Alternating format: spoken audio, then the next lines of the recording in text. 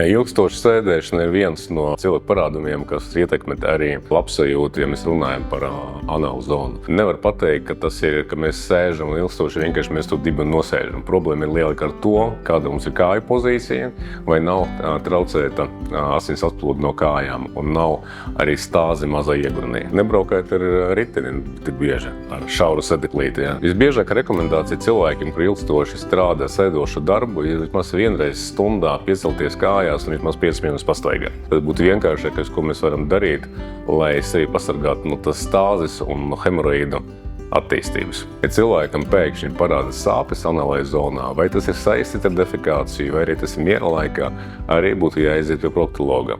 Biežākais, protams, ir trombozēti hemoroidāli mezgli. Parādās mezgliņš, kas ir notrombozējies, viņš ir izstaipījis to ādu un cilvēku parādās arī tas sāpes. Protams, var būt arī iekšēji plīsumi, kur pavada arī asiņošana. Diemžēl tikai pie ģimenes ārsta šo problēmu diagnosticēt nevar, būtu jāapmeklē proktologs.